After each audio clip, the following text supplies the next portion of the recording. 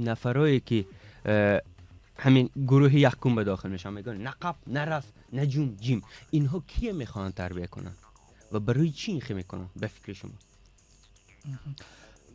به عقیده وها مثلا گپی کلان سالا باید گپ باشه، یعنی کودکان نباید فکر کنن. به عقیده وها از همین دیدگاه وها فکر میکنن این کودک است و چیزی رو نمیدونن، این کودک است و اونها فکر میکنن که گپی کلان سالا گپی کلان سالا حق، یعنی کلان سالا زیاد دیدگی، چند کرته زیاد تجربه هاشون دراندگی زیادتر و اونها بهتر میفهمن زندگی. یعنی وها حق انتخاب نمیتونن برای بچه هاشون.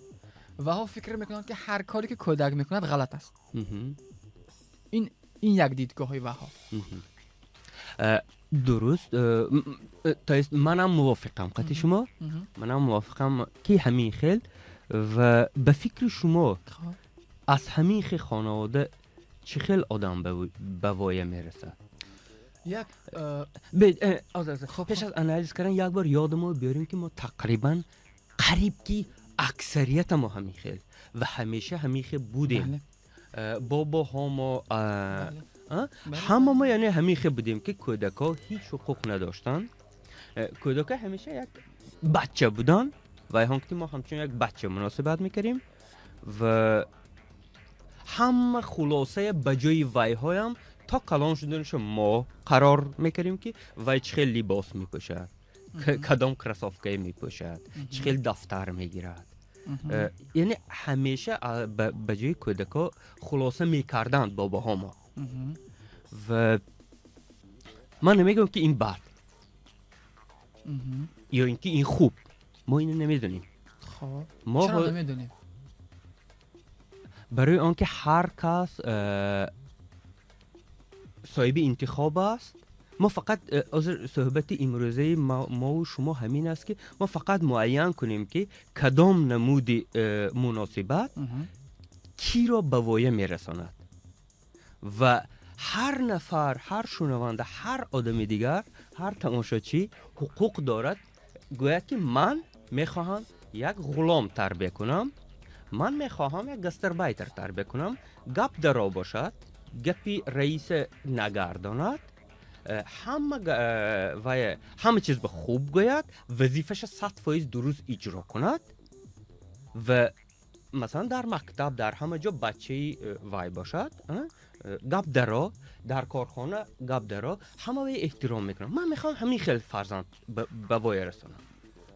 مثلا یک نفر میگوید همین خیل و وی البته این اونقدر خوب نیست که بجای یک تقدیر یک نفر دیگه خلاصه میکند، اما خوب مادامی که ما والدین هستیم و فرزند ما خواه نخواه همین در همین جا هستیم. یعنی ما خلاصه میکنیم که وای چخیل میشد. یعنی ما برای چخیل شدن فرزندان ما فضا ایجاد میکنیم، یا این خیل یا اون خیل شدنش ما خواه نخواه ما تأثیر داریم. یعنی گروه خانواده اول همین خیل تربیه میوان، گپ درا، گپ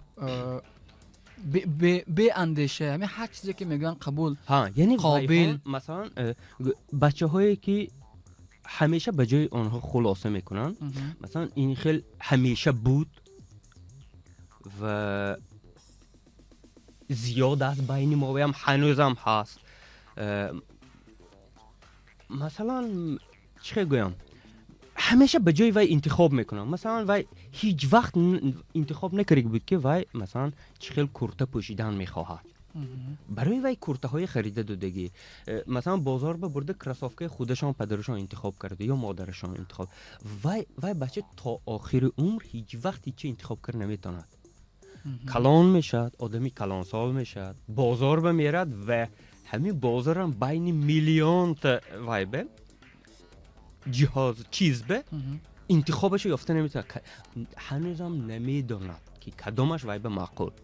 وای به حتما یاری یک نفر در کار گوید که آشنا این مثلا این آدم اگر حتی فکر کند که وای انتخاب کنه میتواند، وای برای خودش انتخاب نمیکند هیچ وقت. وای برای جمعیت انتخاب میکند. جمعیت خوب مردم همه کاستوم سرخ پوشیده ایستاده، значит من کاستوم سرخ میپوشم. بله.